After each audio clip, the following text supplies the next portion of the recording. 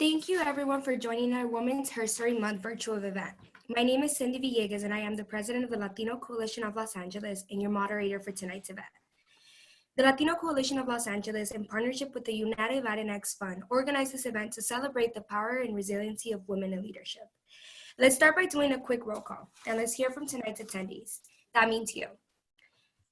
Please open up the chat box and tell us your name and the name of the woman that inspires you most, and her relationship to you, if any. Let's keep this short and simple.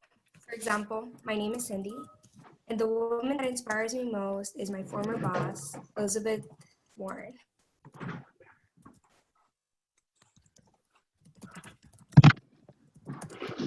I'll give our folks a second to go ahead and type those up.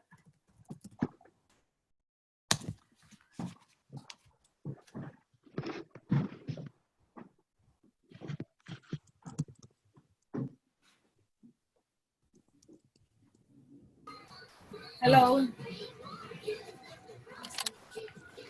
Okay, thank you everybody for sharing. Tonight's program will consist of the panelist introductions, a facilitated conversation, and a Q&A. If you have any questions, put it on the chat box and we will revisit in the questions at the key point of the event. If your questions are to a specific panelist, please make sure to mention that in the chat box. Please know that our moderator will keep everybody muted into the Q&A. If you have technical questions, put your questions in the chat box and our helpful technician, Jake, will help you. Let's make sure that everybody's muted.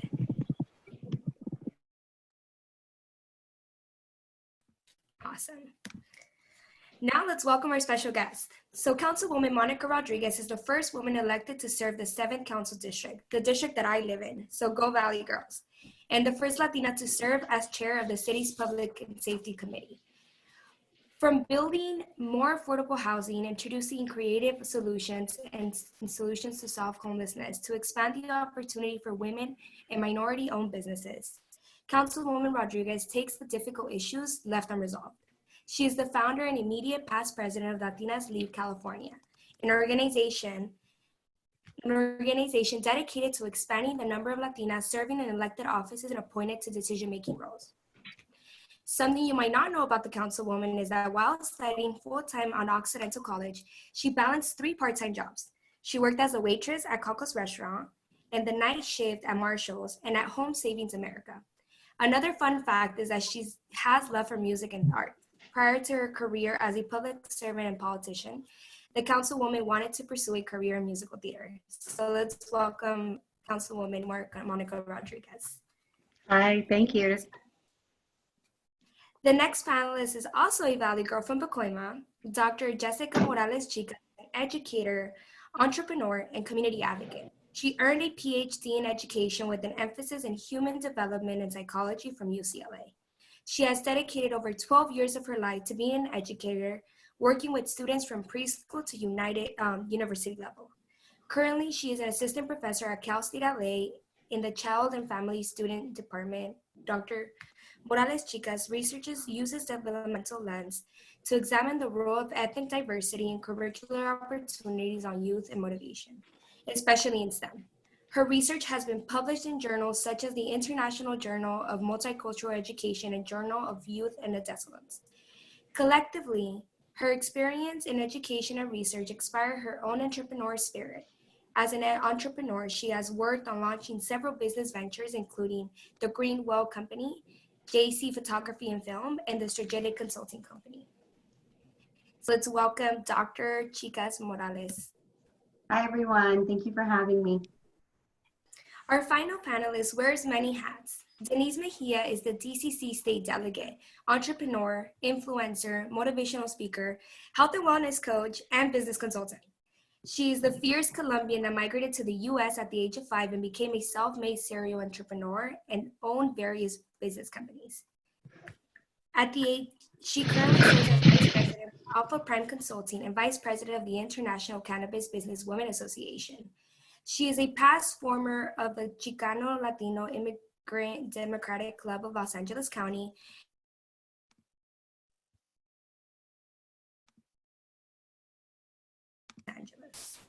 She sits on the advisory board of nosotros.org.com and the Latino Coalition of Los Angeles. Dennise values meaningful working relationships, mentorship, and personal growth. So help me welcome Dennise Mejia. Hello, everybody. How are you? Glad to be here. We are very thrilled to have all of you with us tonight. So let's kick it off with the first question.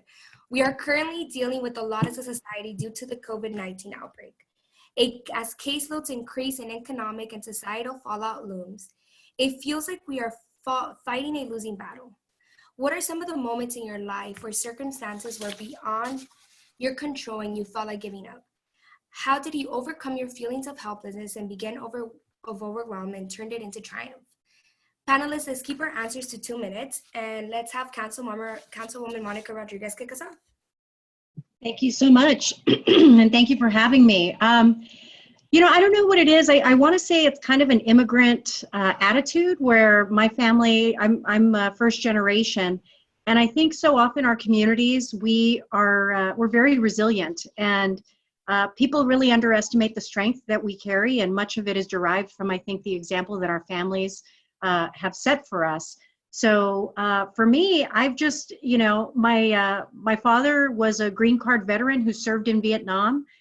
He became one of the first Latino firefighters on the LA City Fire Department. So he had to overcome tremendous adversity in those experiences and for me to follow that as first generation, I was raised in an environment where, you know, when you fell down and you got hurt, the response was rub dirt on it, get up again. And so I think for me, there was, you know, with being a Latina, being first generation, I think most of our experiences are alike in that there is tremendous adversity, but we have to just persevere. And I think there's just that strength that that was given to me by example, by my family, by their resilience to be strong, to be undeterred, that much of that example has been how I've lived my life. And so, you know, my husband likes to say about me a lot, he says, you know, my shoulders weren't made for crying. I think it was that example of kind of that immigrant experience being first generation that we just have to power through. And so this example and several examples that I've had since being elected in office, I've been in office 2.5 years. And, you know, it's been with every experience in my life where I was told I couldn't do something, I just found a way to get it done. Since being elected, I've had 3 major wildfires in my district, one that occurred in the first 50 days in office. So, I mean, there's always something coming at you and you just have to learn how to kind of navigate it, be steady and keep moving forward. And so that's just, I don't know what it is. I was kind of born without that fear factor, I guess. And so I just power through.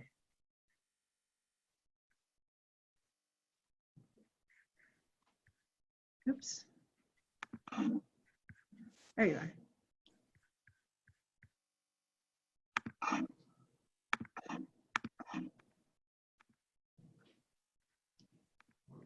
Where are you, Cindy? Okay, can you guys hear me? Okay, okay, good. Cindy, you're on mute.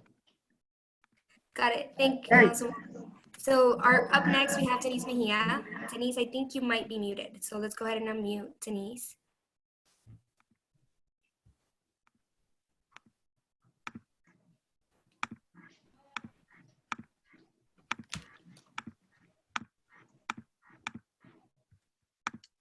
Hello everyone, my apologies. Give me 1 second. Looking for Dennise right now.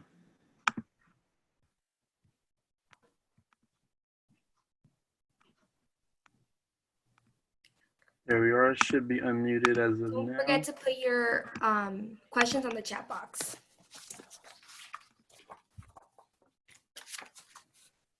Can you hear me? Yes. Oh, okay, yay, I'm up. Well, unlike similar to Councilwoman Monica indicated, it is something in the Latino culture, and coming from parents who are also migrated here, started businesses on their own, and kind of was mentored through the same process, starting through going through the channels of learning from scratch and developing and growing. Today, you don't see the innovation and the technology that we could have had back in that day. So we had to reinvent ourselves. We had to recreate ourselves. We had to go through the struggles. We had to learn through the struggles. And that's where you develop a lot of the wisdom and a lot of the experience to the point where you become one of the mentors and leaders in the communities when you've been exposed to those challenges. And I say that's a plus and a negative, because sometimes you need that structure to even be bigger and better. But sometimes there's a mission for you, and you kind of just go with the mission that's been put before you and go through those challenges to become who you are, who you're meant to be, and what you're meant to be. So challenges I struggled with starting up with a business at a very young age. At 23, by 25, I was making well over $500,000. Did I know how, where, when? These are things that just happen as you are one of those people that have that resilience, once again, that empowerment, that fearless attitude, not to give up, not to give in, not to allow these challenges and these struggles that come before you to break you. And we're living them now. So you kind of have to see there's some kind of balance when you're running your life in a certain way and you're running your business a certain way. So they kind of do go parallel. When you're a fighter, you're a fighter. And when you're surrounded by support systems that are there to tell you, no te dejes, sí se puede, podemos más, unidos sabemos, unidos podemos. Entonces, in our culture, in the Colombian culture, we're taught to work together and go through the challenges. So my challenges were starting up the business, of course, at a very young age, and going through the channels of reinventing as society changed, as the industry changed. I went into the industry of transportation slowly but gradually, developed even more experience in the litigation aspect of workers' comp. So somehow I got from medical assistant, x-ray technician, business development, administrator, and worked my way up to work comp industrial business industry, and then developed transportation, and then now developing a logistics and trucking transportation service as well. So a combination of things make you recreate and reinvent yourself. And the idea is for you to maintain that momentum and not give up easy. So it does come within our culture. It's something in there that we have, and as women, it makes it even stronger. So, Thank you, Dennise. yeah. So Dr. Morales-Chicas, let's hear from you next. Hi, everyone. Again, thank you for having me. I'm also going to focus a little bit more about my professional journey and obstacles I faced there. As Cindy mentioned, I got my PhD a few years back. And part of that, just to give you some context, I identify as Mexican American, Chicana as well, and less than 1% of Chicana and Chicanas actually make it through the pipeline and get a PhD. So just to put it into context about representation. And so being in that environment, when you're done taking courses, you actually you're on your own. You finish your dissertation and you're working pretty much independently. And that can be a very lonely process, especially in a culture where we're supposed to be hanging out with our friends, going to the quinceañeras and the baby showers, and you're sort of seen as you're not doing your part, right? And so I think that's a sacrifice that you really make in going to any graduate school for that matter, but especially in one where it takes you many, many years and you face many obstacles. It's not a linear process. There's a lot of bumps in the road. Things don't work out the way that they're supposed to work out. And there's a lot of criticism involved along the way as well, because there's constant peer feedback and you're trying to make things the way they're supposed to be. And so with that process, I think a lot of graduate students face a lot of mental health issues and a lot of isolation from that process. And I think that was something that I really had to reflect on my own, and realize that one of the ways to get through it is to really, ask my family for help, right? And really say, right now I really need your support. And I don't really like asking for help. So that was a big step for me, whether that's coming to help me organize my house so that I have a decluttered environment I can really focus on finishing. And also really checking in with myself and with my spouse, and making sure I got through it. And so I think that for anyone that is going through this educational journey and higher learning, it's tough, especially if you're a first generation college student like I was. And it's a very rough process, but hang in there. There's a light at the end of the tunnel, and remember that it's only temporary. Thank you so much. Thank you, panelists, for your responses. They were all very inspiring responses to bring some sense of perspective to the current situation. COVID-19 has not only challenged the resiliency and the way that we function and interact with one another, but it's also taught us to be adaptive and innovative. My next question is, in a society that teaches us, especially women, to focus on our flaws rather than our strengths, Which strengths took time to recognize and be confident in? And what did it take for you to acknowledge the strengths as an essential asset to your leadership and success? Let's start off with Dr. Morales-Chicas. Can you share?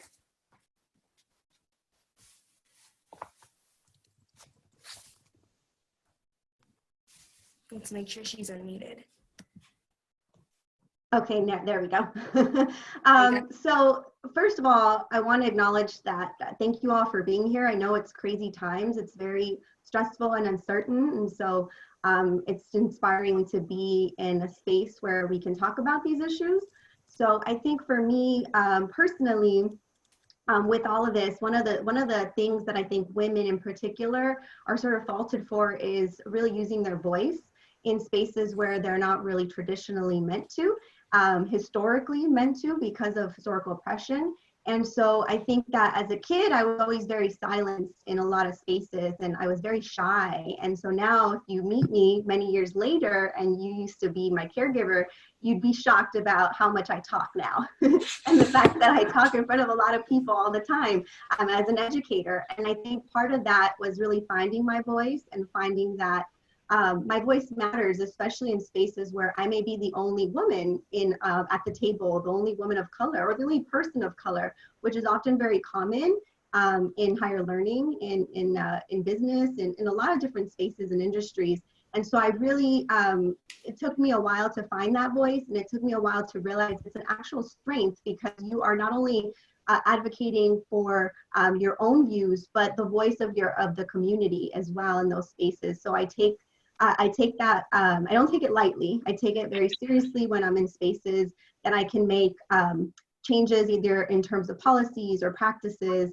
And I think that that's important for all of us to recognize, right? We are not bossy, we are leaders, right? And we need to really move away from that stereotype and really own that as women. So I think that's one of the things that I really am happy about, that I found my voice. Awesome. Thank you so much for sharing. Let's have Dennise. Can you share some more? Sure. Can you hear me? I just want to make sure that I'm unmuted. All right. So I got to say that being in an industry that is mainly a male industry, transportation and trucking, and in the same token, a work comp industry where I was at a very young age, literally thrown to how they say, thrown to the wolves. And I ended up saying, you throw me to the wolves and I'll be the one leading the pack. That's kind of like where I came. That's kind of where I see myself at this point, because I was thrown at the wolves in many occasions where there's an environment where the legal system is all mainly male. And then you have the trucking industry, which is mainly male. Who's a woman? Where's so those were the challenges I had. But we have to be resilient in the aspect of reinventing ourselves, pivoting ourselves. And I just had another Zoom call, and we just talked about the subject too. But it's really about developing those skills. So don't be afraid to go out and develop some more skills. Don't be afraid to connect with other people. You got to get out there. You got to tap into those highs and those lows. You got to go through those challenges to grow. You got to go through those challenges to get to where you're at. So for me, really that is really my motto. Throw me to the wolves and I'll show you who's leading the pack when it comes to that, because I went through it. I went through the developing that thick skin, and you've got to go through those challenges. But as women, we're multitaskers. It comes natural in us. And when you're supported and your support system is motivational, is there, and you're outgoing and your mindset, and it has a combination of so many things. But if you're not out there doing it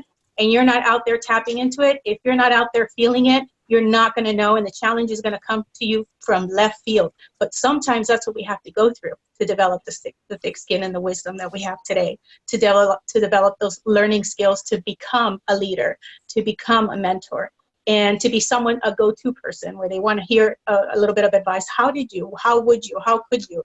And if you haven't lived it, it's really hard to say it's been easy. It hasn't been easy. It's been a challenge, but we get through it. As women, we're resilient in that aspect. So my challenges were there, but I didn't let them get to me. And my voice to power in many aspects that made me get into the politic world to an extent, and be a voice to power in the Latino community, in the Hispanic community, and in the community that didn't have a voice. So that led me to get to that point. So you get to the point where you're provided so much abundance and so much knowledge and so much skills that it's also important to give back. It's also important to take that role. Thank you, Dennise. Appreciate that. You're welcome. Councilwoman, can we have you go up next? Sure. I guess for me, I would say the strength that I possess, and I mentioned it a minute ago, was there's a fearlessness that I have, and I think it's derived from an eagerness to learn. You know, I'm not afraid to fail, because I think through failure sometimes you discover and learn a lot. There have been many occasions where I've taken on new challenges that I professionally wasn't necessarily prepared to take on at the time, whether it was, you know, I remember when I found the job opportunity working for the California Association of Realtors, it was advertised, can you raise $20 million in 5 years? And I said, yes. I didn't know what the hell I was doing, but I said, yes, because I'll figure it out. And it was, you know, when I took on the charge of building Latinas Lead California, I had never built an organization, but I did it, and I just take it on. And so there's a fearlessness that comes with, you know, if I fail, well, then I fail. I'm willing to take all the responsibility, but I'm willing to take on all the reward that comes with the success of that effort. So I think for me, it's, you know, learning that, you know, I think for me, imparting with other women in particular, I think is really important to show that, you know, it's okay if you make a mistake so long as you learn from it. And for me, I have built a career around a series of lessons in very different environments, whether it was when I was working at LA Unified, helping to transform public education and policy changes there, or to working in city government and learning all about it and challenging the status quo.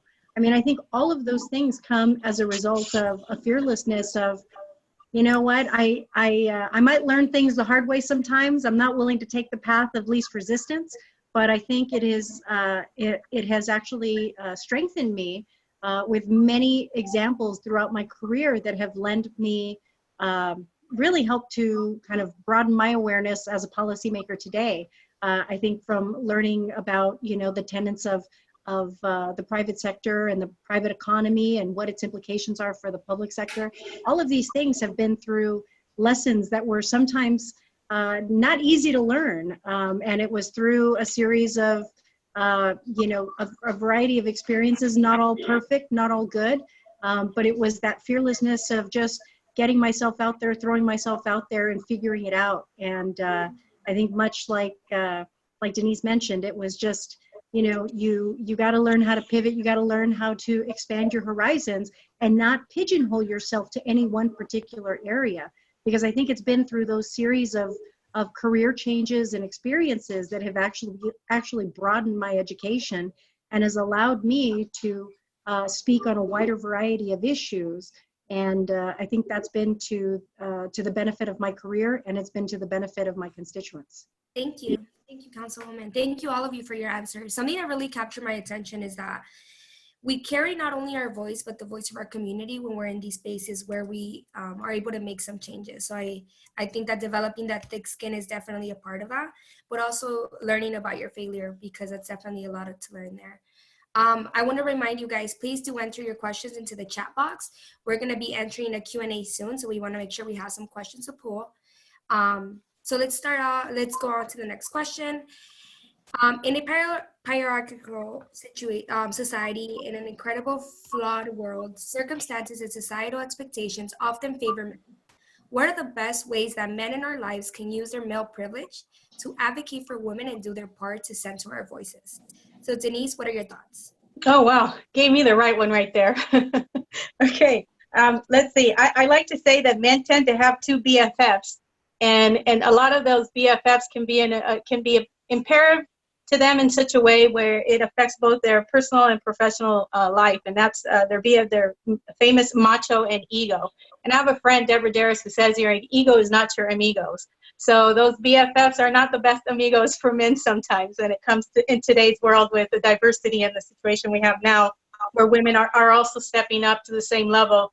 And I find that men can really participate in being supportive in collaborating, in providing platforms for women where they're treated equal in diversity in terms of CEO positions, and I carry quite, so it's not like it's not that complicated. That's where the ego kicks in and the macho kicks in. And I say something very, very unique in terms of teamwork. Teamwork today, in today's day, is putting together your positive, your negative, and combining the strengths and the weaknesses of one another and coming together to create balance. And what do you have? You have a badass team. That's what you have. When we work together, we can build that, we can make that happen, and now we're both looking at the same mission and vision, and it turns out to become a win-win situation. But when we allow the personal and all these other egos kicking in and all the macho characteristics of the male, we need more of you just putting that aside. Bring it out when you need it in front of a male, not in front of a female. So the support system, the collaboration, the negative Nancy's, because we've got a lot of men out there who are constantly not supporting you, always looking at the negative side of it, not giving you that positive comment that, hey, you got this, I'm with you 100%, I can't be there 100%, but I know you got this, instead of, oh, you'll never make it, that's not going to happen, it's not a woman's world, it's all a man's world. So I think that's also pivoting nowadays because of what's transpired in the last few years, and we're seeing now a little more of leniency in terms of men kind of just laying back and say, okay, show me what you got. All right, let me show you what I got. Let's work together and let's make it happen and let's make it a win-win situation. So men, if you're out there listening, those are the tips. Awesome. Thank you for that. Yeah. Dr. Morales-Chicas, can we hear from you? So make sure she's unmuted. All right, I'm unmuted now. All right, so my answer takes a prong approach. First is, I think in order for someone to recognize their privilege, and we're talking about male privilege here, but I think that's across the spectrum, right? We all have privilege in different ways. And the first is to look interpersonally.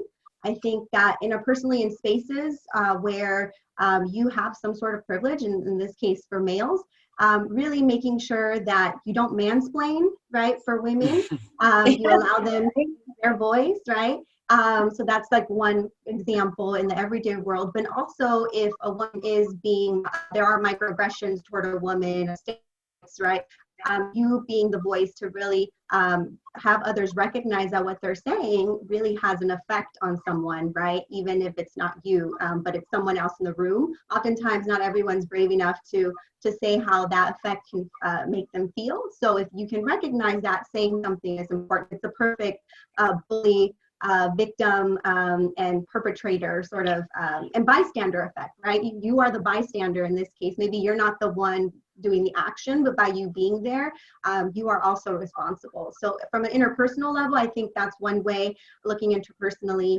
And then also from an institutional level, I think if you are in a position of power and you are a man and you are a leader, really understanding different inequities, right? How can you stop perpetuating inequities in your company, in your organization? Is there inequities in terms of pay for women? Are you providing access for women to then go and get into leadership positions? So really looking institutionally at what you can do there or at the community level, I think that's huge. And then lastly, really also taking an intersectional approach. I think when I teach about privilege in my class, a lot of people have a really hard time understanding privilege because it oftentimes makes us feel like, ashamed of our privilege, or we don't want to own up to it. And a lot of times that happens with white privilege in particular. So one way to really think about privilege is that each of us have some sort of privilege, right? So being a white male is very different than being a gay male who is an immigrant, right? And so taking a more intersectional lens allows us to understand that, unpackage that, own our privilege, check our privilege, and not perpetuate it in negative ways. Thank you, Doctor. All right, Councilwoman, take it away. You saved the tough one for last, because I'll tell you, it's there is no less evolved position for women than in politics. You've seen it on the presidential campaign trail. I'm one of 2 women on the Los Angeles City Council, the 3rd Latina in the history of Los Angeles ever to serve. And so trust me when I say there's been less evolution of male ego or environment than in politics. I will even tell you, and it's I actually, there was a prominent elected official when I was running and seeking support, and forgive me, but I have to share this story because I think it's one I don't forget anything. And this individual, when I was running and seeking their support, says, well, I hear you're a bitch. And I said, well, seems to me you need, 2017, ladies, yes. And I said, well, it seems to me you need a bitch who knows how to get things done. So I guess here's the real issue, and here's the opportunity that many people could look at that or hear that and be turned off by it, feel like, oh God, yes, are the odds stacked against us? Absolutely. Why did I create Latinas Lead California? Because the odds are stacked against us. And so, Dr. Chicas, you talked about privilege. Yeah, I consider my experiences a tremendous privilege because of the opportunities I was given in this country, because of the sacrifices my family made. And so I'll be damned if I'm going to let those opportunities not be provided to others to share. And so I created that, I harnessed our political power amongst other women and Latinas to support one another in these endeavors, because I knew the guys weren't going to do it for us. And it wasn't until we actually harnessed that power that we were more effective in getting the Nanette Barragans elected, the Michelle Martinez's elected, and that's what it takes. So I don't make any apologies for it. I mean, does it still exist? Absolutely. And, they're unapologetic about it. So I sure as hell am not going to be apologetic about it. This is how we have to harness our political power. We have to support one another, and we have to make sure that we're extending these opportunities to the next generation that follow us. And so, yes, does it exist? Absolutely. We see it unfolding and revealing itself every single day. You see it in the coverage of women who are running for office that are more concerned with what their hair looks like and what they're wearing, and than the content of their policies. So, it's just, there are double standards, particularly so, I think, for women in politics. I think, obviously, women in executive roles as well. But I think there's a great deal. I'm particularly grateful that, I've had a really wonderful friendship and mentorship relationship with Mayor Garcetti. He's been someone who's been incredibly professionally very supportive of me, and I'm proud of that relationship. I'm very proud of the job that he's doing right now for our city in the context of the crisis that we're going through. But again, is that the norm? No, it's really not the norm, particularly in politics. But I will say there are those angels here in the city, those individuals that have mentored women, and I'm appreciative of them for their friendship. But by and large, there's very few. Awesome. So thank you all the panelists. Our final question is an open conversation among the panelists. Womanhood is an ever-changing and evolving concept that is incredibly beautiful, powerful, and resilient. What are some of the things that you love most about women, being a woman? And what knowledge do you feel compelled to impact to the next women that follow your footsteps? Who would like to start that one off? Well, I can start that one off, guys. Well, I think that there's so many things, and we can't forget that we're women from the instance of becoming a woman and a mother. So childbearing for me is a beautiful, beautiful concept of us as women and being resilient and being able to bear children. And that's one priority for me, being a mother and being a woman in general. But then you also have issues where you feel that we need to consider that our multitasking capacity, our resilience, and being able to challenge multiple things at once. Men can't really do it, or very few can. So when we say step up to it, if they can't bear a child, so how do they know the challenges of a woman? So those are the things that I find that are strong in our area, as well as being able to find our passion and lead with a purpose, because as women, we tend to have more of a feeling and thought of what we go through, of what we experience, and take those words of wisdom, more of experience, and then be able to share it versus lock it out. Versus put it away and not really share with people. And getting involved with other women in organizations and participate. If I wouldn't do what I've done and live what I've lived, I wouldn't be where I'm at. So as women, we have to challenge ourselves and we have to overcome. And as we're living right now, the challenges that we're living right now, we do have to pivot. We do have to recreate. We have to reinvent.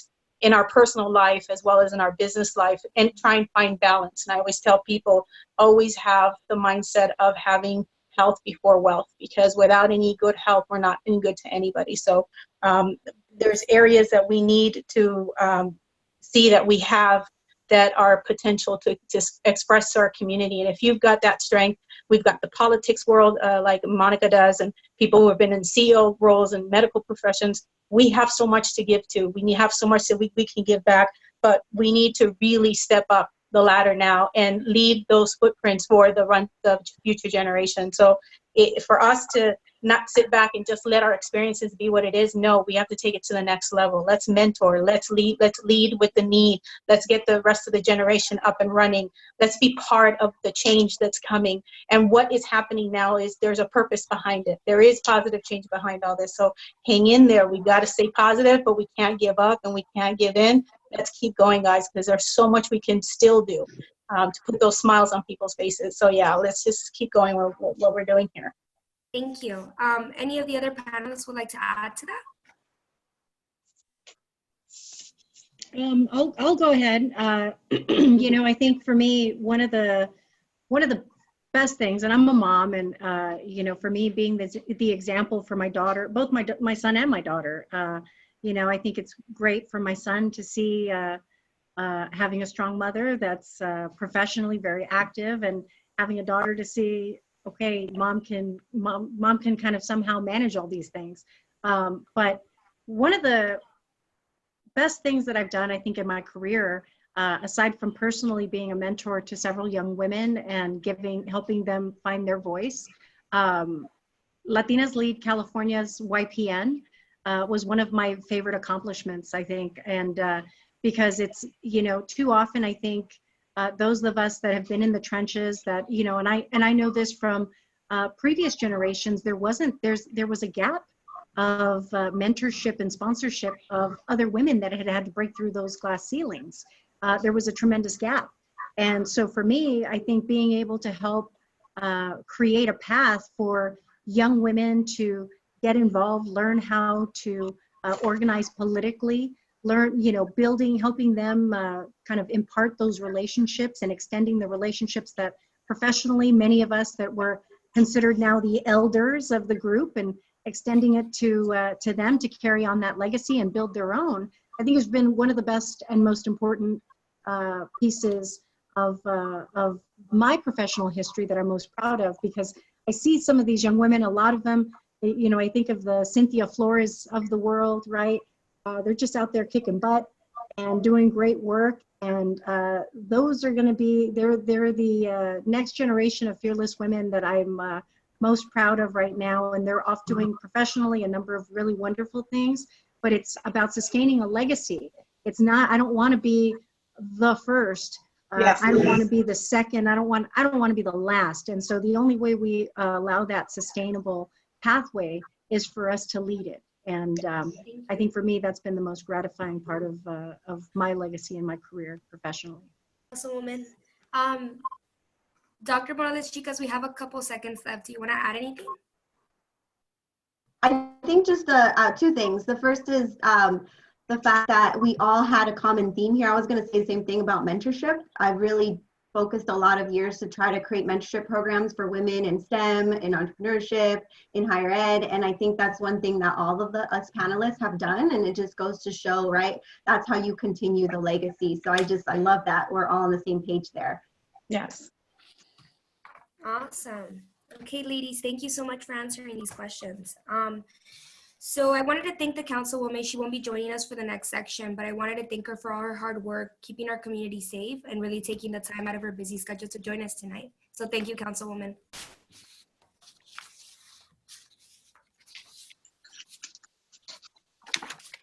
Awesome. So we will be moving to the Q&A section now. Thank you, everybody who shared your questions, and it's not too late. You can still share your questions on the chat box, and we could select a couple of them. The first question is from Rocio Gonzalez. Rocio Gonzalez wanted to ask this question to the Councilwoman, but I think it's a good question and we can direct it to Dennise and Jessica, the doctor. And this one is talking about, can you describe a time in your career when you had to make a difficult decision and what led you to make the decision you made? So you want to kick us off, Dennise? Sure. Well, let's see. I'm going to try and think of an example. I want to say that when you're in industry that, it all depends on the industry that you're in, basically. And if you've studied the industry and your background on the industry, you kind of have an idea what the challenges will be ahead. So always study the challenges within the industry that you're planning, or profession or passion, or the direction that you're approaching, because you are going to be coming across challenges. And when those challenges arise, that's when you have to switch, and that's when you have to pivot, and that's where you have to redirect yourself, reinvent yourself, and redevelop knowledge in the area of growth. So it's always important that when you come across a situation of growth, I, for example, in my instance, when reform took place and changes took place with workers' comp, when Schwarzenegger came aboard, he completely changed the payment and reimbursement concept for services that I provided in the industry, which was non-emergency transport in the city of Los Angeles. And at one point when he came in and went from getting $190 per trip, $350 round trip, to coming down and making a drastic change to 35 cents per mile, you can imagine how financially my head just went, whoop. You know, it was like it hit me right out of left field. Okay, so now what do I got to do? How am I going to get paid what I used to pay? How am I going to cover overhead? How am I going to pay employees? So again, we have to reinvent ourselves. We have to recreate ourselves and then find the way. So what did I have to do? The challenge for me was to develop the skills in the litigation industry. So then I had become a specialized paralegal in work comp industry. So invest in time, invest in education. And that's when I got that news, I thought, okay, this is it. I'm throwing the towel, I'm done. There's no way I can live off 35 cents a mile per trip, from 350 per trip, doing 160 trips a day, having 16, 18 units in the city. Impossible. So obviously you feel like, oh, so here we are experiencing the same life experience that we're going through now, where life just changed from just a snap of the fingers. And what do we have to do? We have to reinvent. We have to let's re-strategize. Let's focus. Let's not lose control. Let's not just throw the towel and say, wait a minute, let's refocus. Let's kind of get all this together and figure out there has to be another way. Find that way. Be patient. It comes. And if you're going to put all of that work that you've put in, all of that passion, all of that hard work, and just throw it away, I guarantee you're going to think and find a way through it. And you'll make it if you don't give up. So find that support system, find that mentorship. And one of the things that I've learned throughout the years is get involved with a community that can give you that support. NLBWA and many other women organizations that are out there that provide that leadership skill, that provide that resource, that provides that component that we are missing when we feel like, what do I do now? Where do I go? How do I find my way out of this? There's always a way, ladies. There's always a way out there. And we just have to be positive about it, like we have to do it right now, like we're feeling like it's the end of the world. But in reality, it's not the end of the world. It's a fresh start. It's let's reorganize ourselves to get a new direction and get our life and our directions back into play and get to plan B. And always have a plan B and a plan C, because plan A is not always going to be there. So I always tell people plan B and plan C. Awesome. So I do want to give Rocio Gonzalez an opportunity to respond back. Rocio, if you could please raise your hand so we can unmute you. Meanwhile, I have Dr. Morales-Chicas go ahead and give her answer.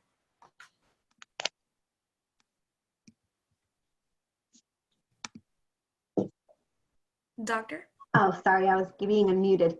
So I think one of the most challenging times is right now. I think we're all sort of in a space and we're going through it together. In higher learning in particular, we've had to transition to online learning collectively.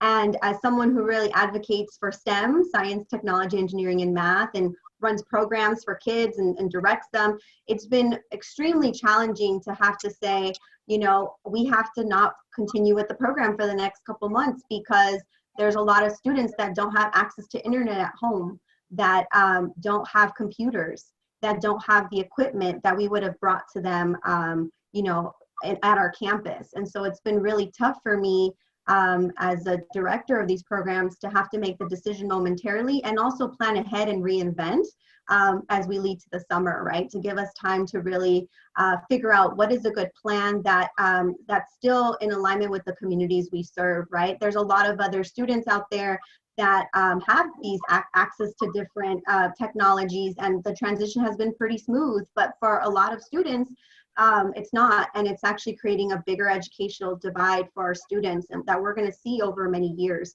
So I think that's one of the toughest things. I'm seeing this a lot with business owners as well, having to reinvent themselves as they're finding ways to still generate revenue at a time where, we can't be face to face.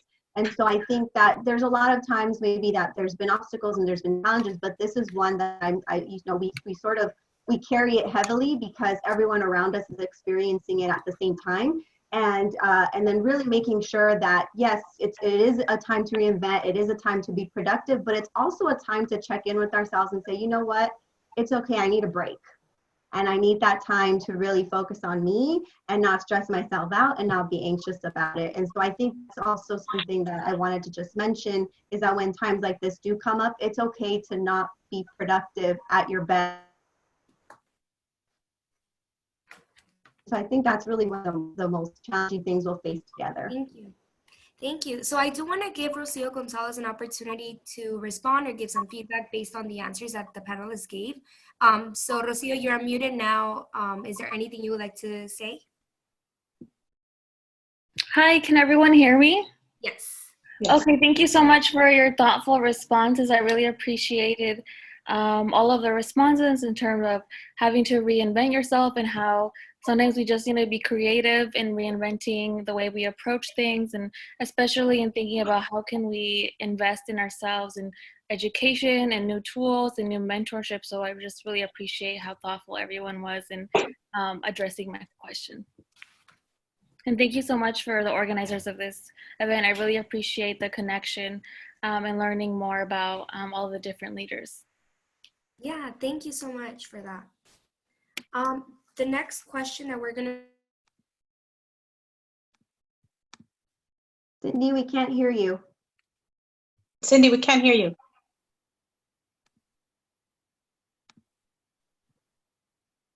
I think her video paused. Cindy, we couldn't hear what you said.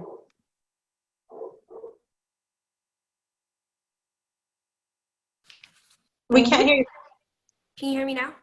Yes. Okay. Can you repeat it, please? Yeah, of course. Yeah, so this next question is from Ingrid Rivera. Ingrid wants to know about self-care. So any of the panelists can go ahead and spearhead this question. What is it that you do for self-care and how do you ensure that it doesn't dry out? Okay, I'd like to intervene here because this is one of those life-changing moments where you say, wow, I think it's time for me to make a change. So make a long story short, and I guess I've never shared this before, so I'm making it public now. But I did encounter an immune deficiency diagnosis back in 2012. And I've got to tell you that when you get news like this for something that is so difficult to deal with in just getting the news alone, it's like being told you got cancer. So I was diagnosed with multiple sclerosis back in 2012. And the diagnosis was one of those things that was very devastating for me because I was at the peak of really busy, wearing so many hats. And I said to myself, you have to have a why. And if you don't have a why that's going to be strong enough for you to really overcome challenges like this, you're not going to be able to do it. My why are my two kids. And my two children are the reason why I do it every day, why I wake up every day, and why I make it happen every day. So this condition has no cure. This condition can only get worse. But I'm one of those few that have proven it that that's not the case. So obviously what we have to do when we have wellness involved, like I said initially, health before wealth, because no good having all this wealth and not being able to enjoy it. When you have a challenge with health being a reason why you have to slow down, why you have to pivot your direction, why you have to reconsider your lifestyle in its entirety, it's gonna be a challenge for you, but you're doing it because you have to. You're forced. You're being actually put at the position to hit that brake and say slow down and take a breather.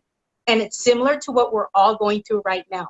We're in a lifestyle that's going 100 miles an hour in every direction from economy, politics, diversity, in every aspect, career, profession right now. And if we don't slow down a little bit and kind of reevaluate our situation, we're really not going to know where we really need to put some mindset in terms of wellness and in terms of health.